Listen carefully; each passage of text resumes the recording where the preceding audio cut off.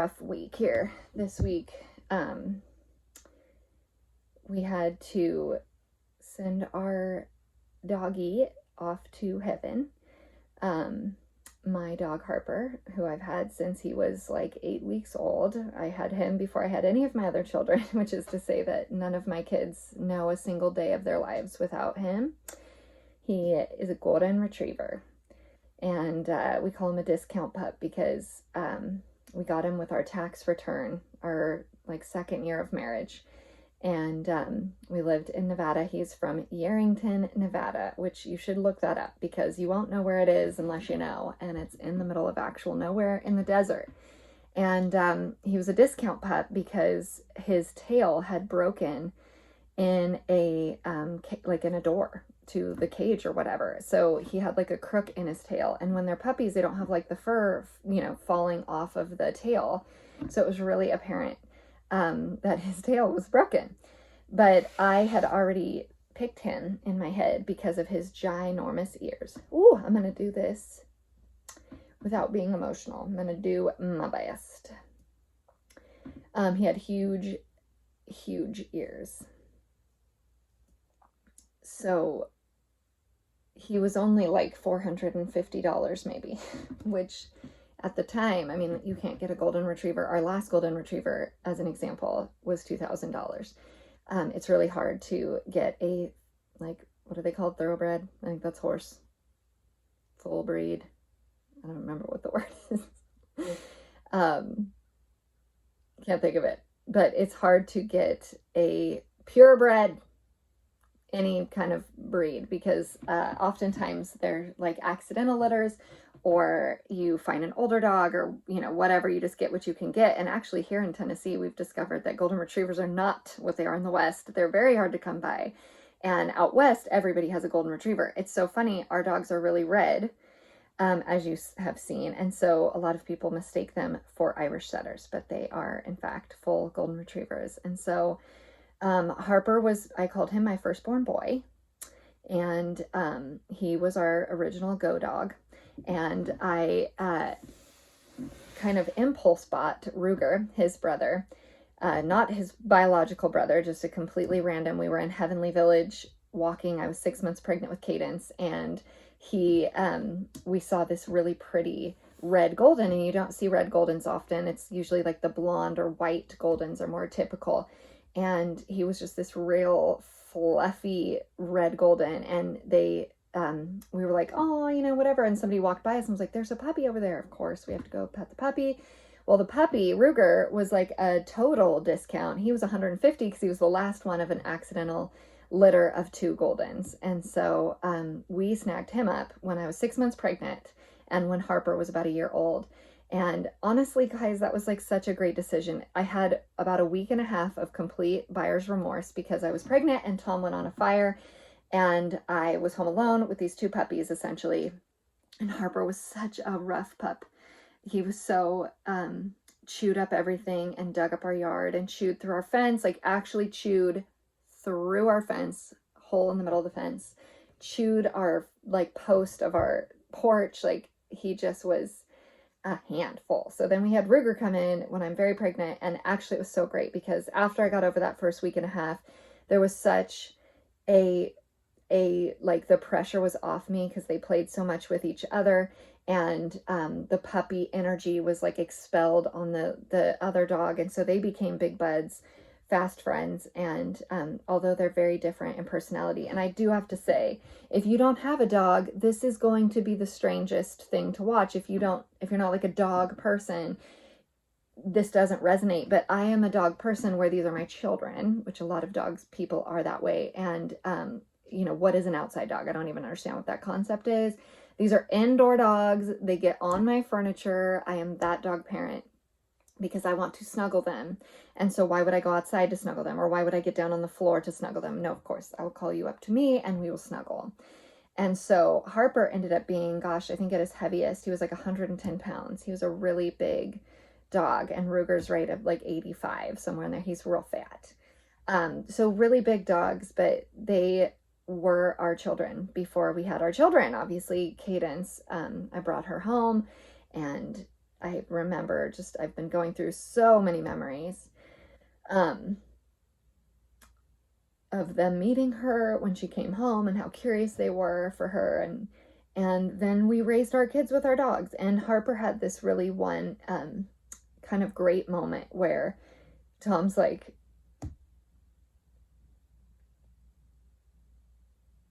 that was what we got him for. That was like his moment of earning his keep.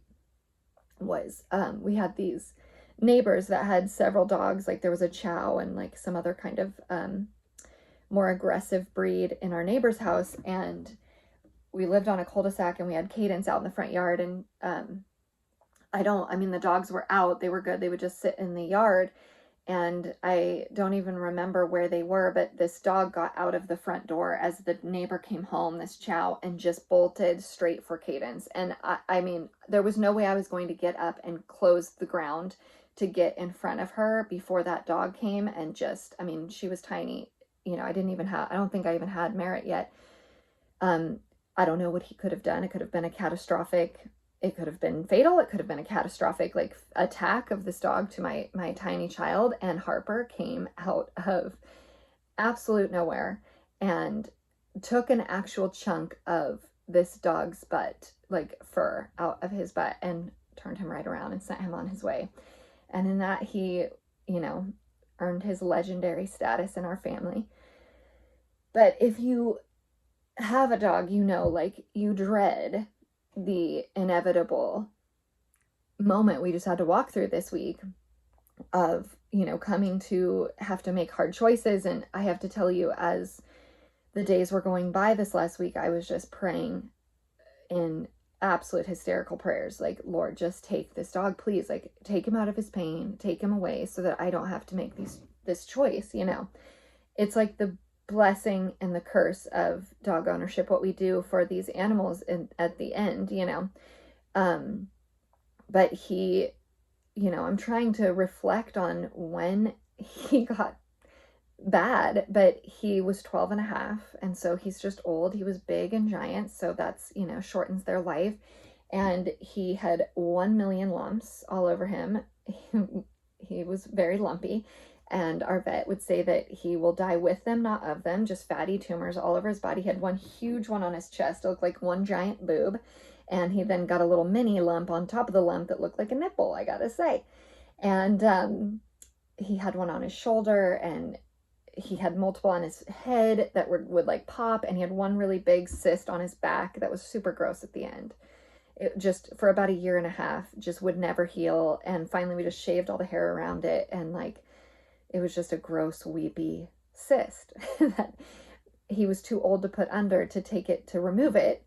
And so we just kind of kept it clean, and it was super gross, but you love them so much, So he was in, rough elderly dog shape there for the last 6 months, but perfectly fine, happy, joyful. I can't remember when he stopped getting on the couch. I can't remember when he stopped getting on our bed. Just kind of slowly declining. But then in the last, 2 weeks, 3 weeks, 4 weeks, I can't even remember now. It's been a real steep decline, and he's been in the vet every day, every week. And he had anemia all of a sudden, and his numbers were plummeting. We gave him medication to help with that. He was getting weaker and weaker, more and more lethargic, depressed. It's just so sad to see that, and you're just hoping for the improvement, but he's old. And I went with my just by myself to his last appointment, and the vet was like, if you're thinking about it, it's getting close to time. And he's like, I don't mean to make you cry, which he did. But he's like, if you're thinking about it, we're probably getting there.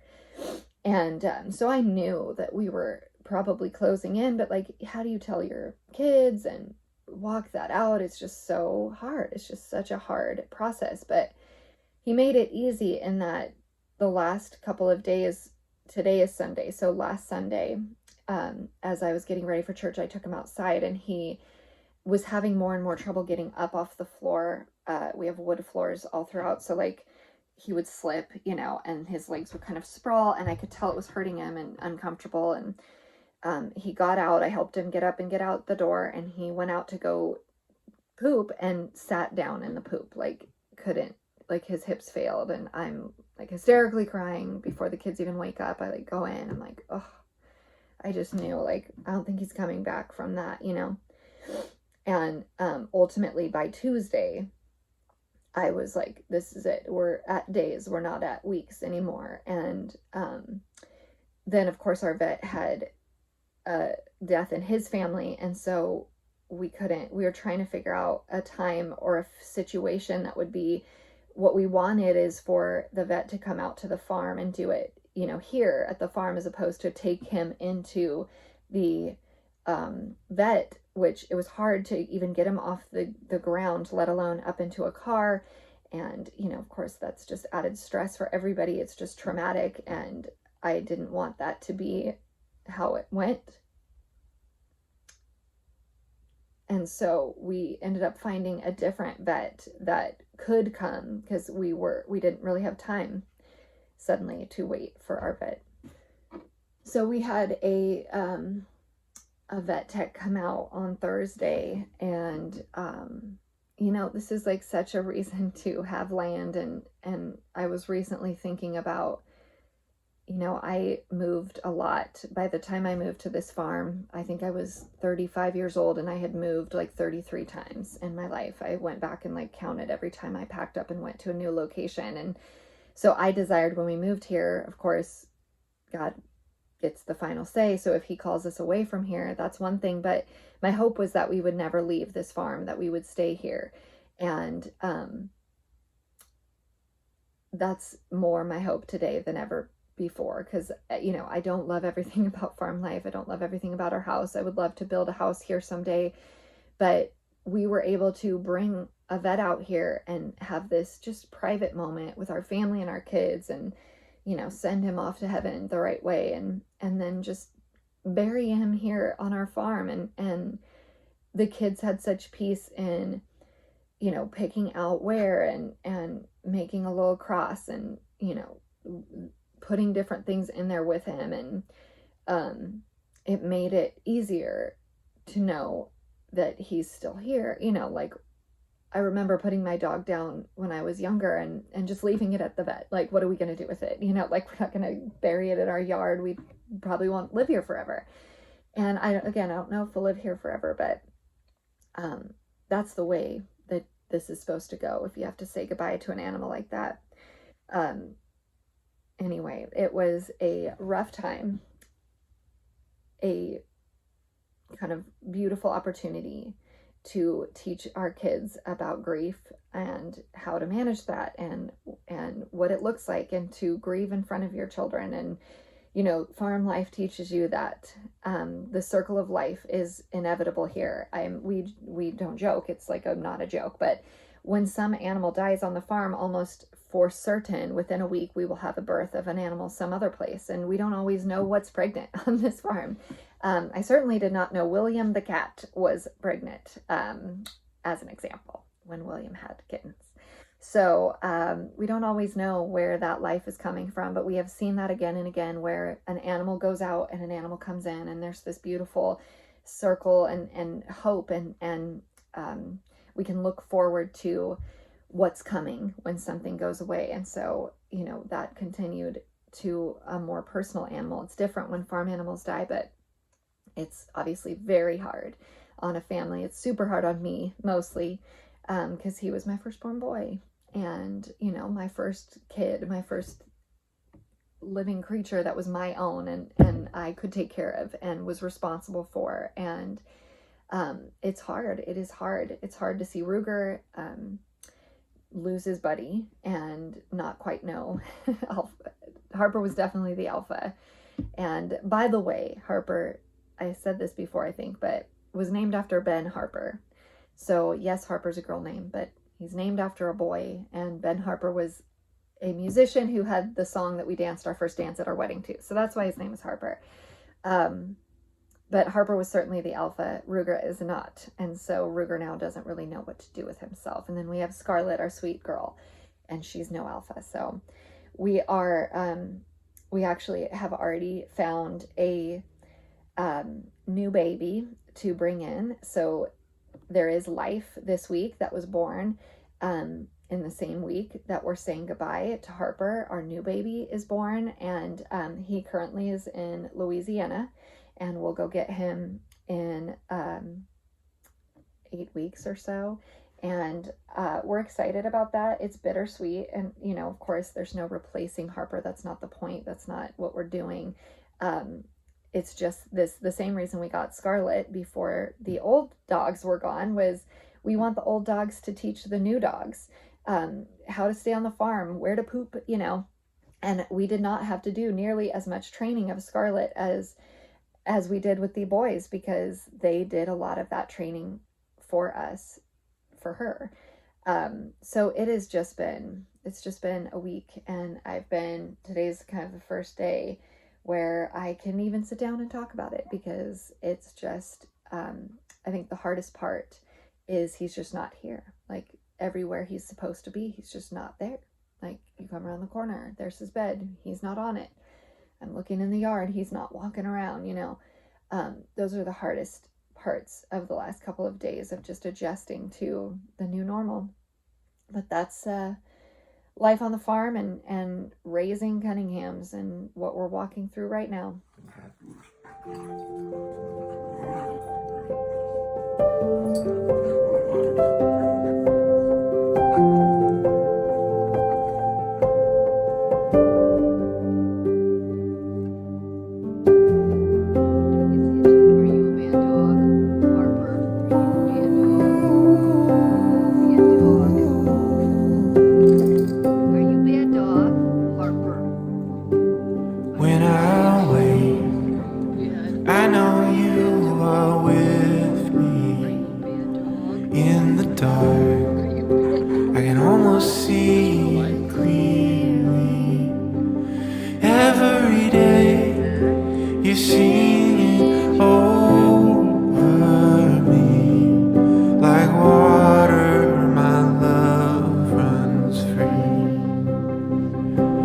There is none